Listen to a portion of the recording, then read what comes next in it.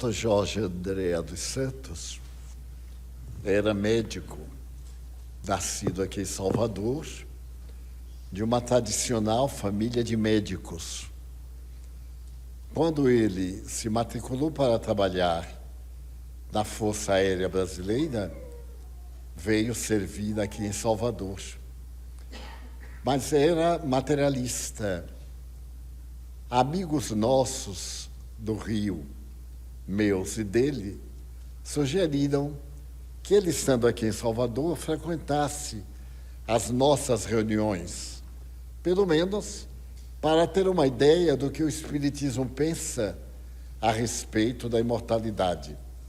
E doutor Andréa, como passamos a chamá-lo carinhosamente, tornou-se frequentador assíduo, a princípio, das reuniões doutrinárias, estas. Depois, com a sua mente de investigador, começou a estudar e a observar que havia fenômenos muito curiosos. Ele observava nas comunicações espirituais coisas que não estavam nos tratados da fisiologia médica, mas também, tendo se dedicado ao estudo da psiquiatria, ele percebia que iam muito além da psiquiatria, que lançava tudo ao inconsciente. Era um poço. Tudo aquilo que não era explicado, a esquizofrenia. Quais as causas da esquizofrenia? A medicina assevera que, invariavelmente, é a hereditariedade. Muito bem. Mas numa família em que não há ninguém esquizofrênico e aparece este, é a hereditariedade, talvez, de há 50 gerações passadas. É uma tese um tanto quanto rica de dúvida. Então ele perguntava, não seria a esquizofrenia o efeito de uma vida mental desorganizada e retornava no aspecto de desequilíbrio? A epilepsia, a histeria, que eram as doenças mais famosas do século XIX. Estando no século XX, a questão da esquizofrenia havia evoluído muito. Já estávamos na época dos barbitúricos, a partir dos anos 60. E graças a esses barbitúricos, que modificavam a produção de hormônios cerebrais, o indivíduo podia ter uma vida relativamente normal. Também no caso da epilepsia, determinados produtos evitavam a convulsão. Na histeria, podia-se perfeitamente regulamentar a problemática dos ataques histéricos através do controle dos hormônios. Andréa concluiu que deveria também ter hormônios que explicassem aqueles fenômenos. E esses hormônios estariam em nosso sistema nervoso central.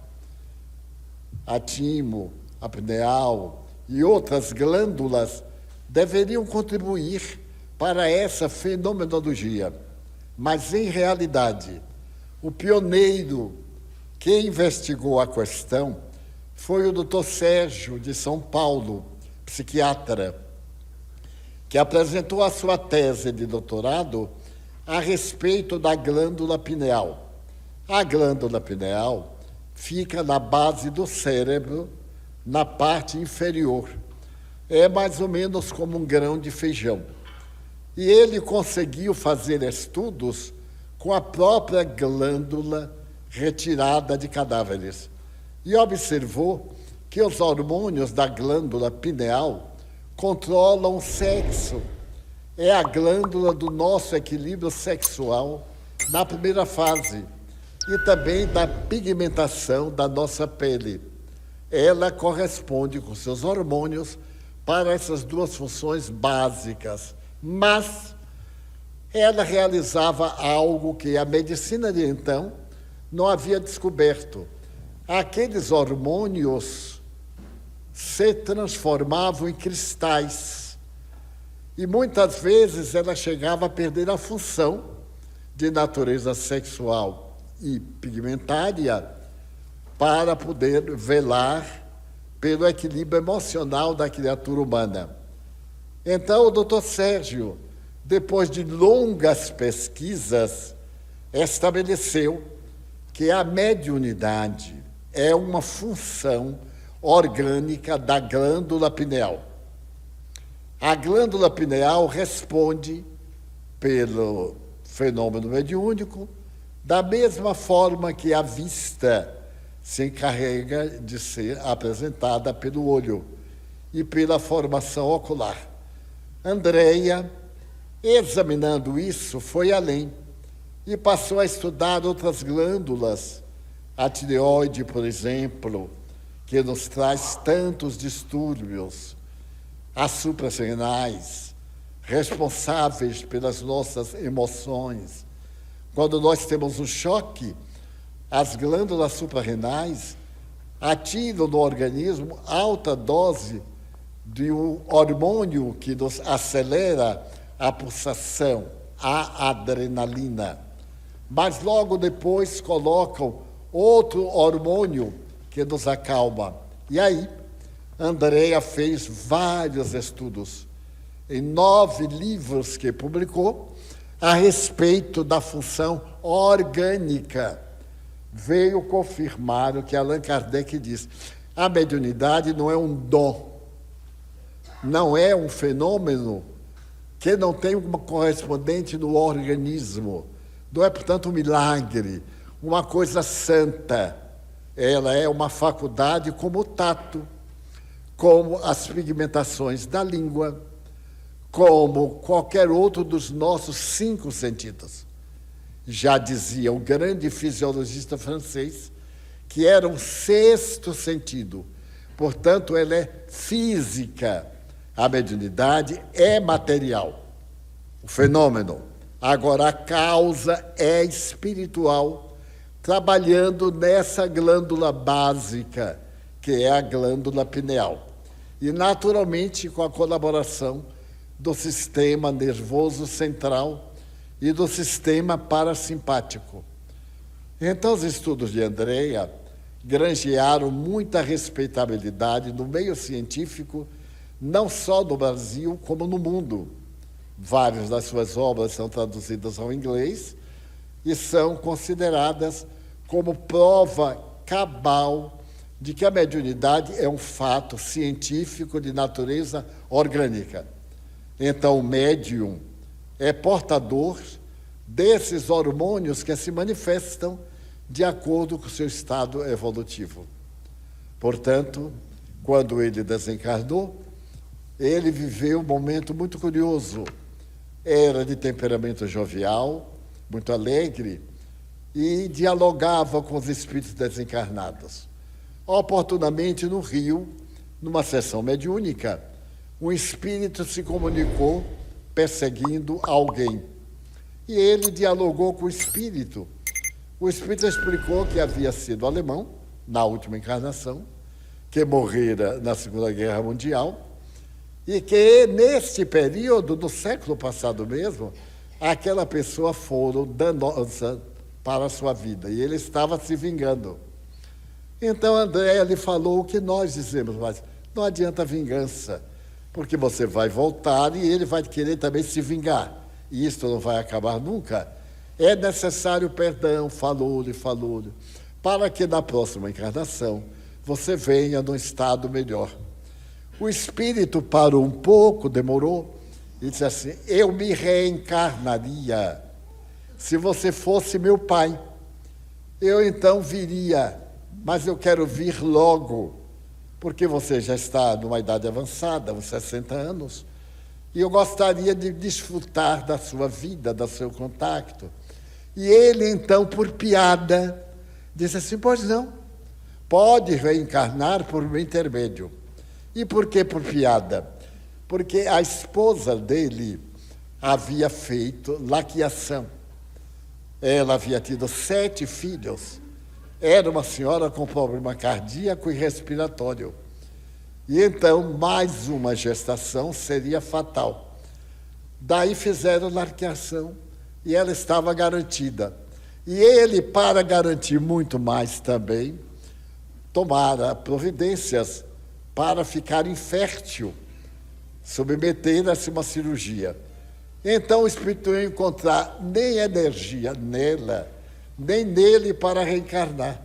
Ele disse, pois é, você pode reencarnar, a minha mulher ficará muito feliz de ser sua mãe. E passou o tempo, ele esqueceu. Daí, uns 6 meses, ela disse, Jorge, eu vou lhe dizer algo surpresa. Eu tenho sentido sintomas de gravidez. Ele disse, Gilda, deixa de maluquice. Além do fenômeno da sua idade, ela já estava com mais de 50, nós temos as providências técnicas. Ela disse, bem, por uma razão ou outra, eu vou fazer um exame de urina. E lá estava grávida. E nasceu o alemão que controlou a vida dele. Dava ordens, reclamava, brigava. Era um espírito alemão, sem dúvida. E então Andréa dizia, todo mundo tem o direito de duvidar da reencarnação. Mas eu, não. Eu sou a vítima. Façamos uma oração íntima, agradecendo os bens da vida e dizendo a Jesus que nós chegamos aqui com uma porção de questões mentais e vamos sair um pouco melhores ante as vibrações afetuosas dos nossos guias, nossos familiares e da Mãe Santíssima que vela por nós.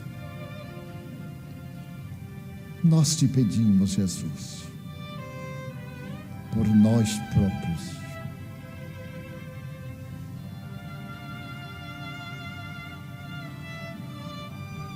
por aqueles a quem amamos,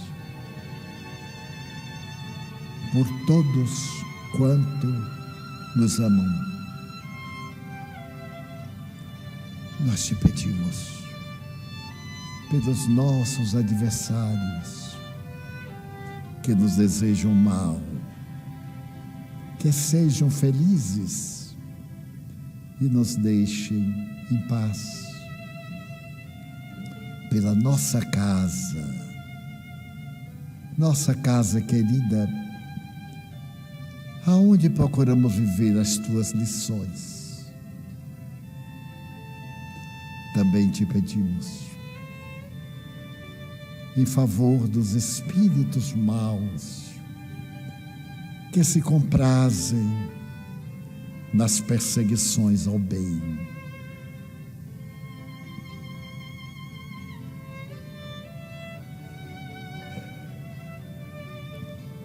Lembramos dos que se suicidaram e estão desesperados.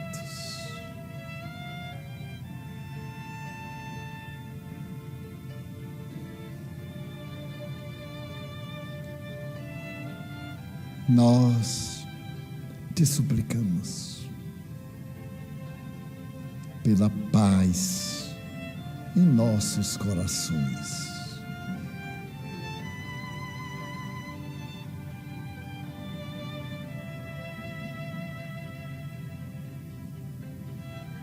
Pela paz em nossa família, pela paz no Brasil e na terra. Abençoa nossa água, torna medicamento salutar para nossas necessidades.